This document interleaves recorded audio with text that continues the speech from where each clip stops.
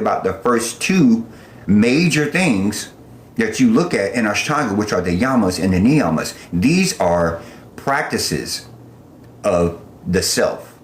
These are getting yourself mentally and spiritually together, and then you move on to the physical practice. You understand the yamas and the niyamas, understand them, realize them, and then you move on to the physical practice. Well, these Westerners, straight to the physical practice. We want to do the physical practice. And so these Westerners, so many of them were coming that Patabi Joyce was like, listen, I've got to change some things around because I can't teach each and every one of these people individually because there's too many of them. And so, and this man is from India. His English was limited, so he would say things directly. Like there wasn't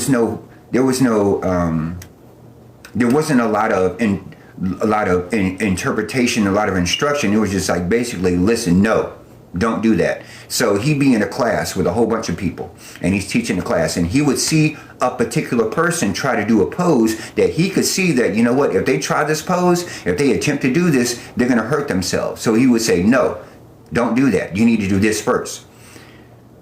There's small nuances that he was not able to transmit to these people because of his limited English. So people took what he said as law based on one person. You can't move on to the next pose because you can't do this. And that's how it became this law, these laws, these Ashtanga laws that they have, right? You can't do this, you can't do that. And it put strict regimented instructions on yoga, on practicing, right? Which is not the traditional style. That's not the way it's supposed to be. Okay, that's not the traditional way. And so that was the initial spark of the problem. Okay, so then these teachers started to learn from him, and they developed a certain entitlement.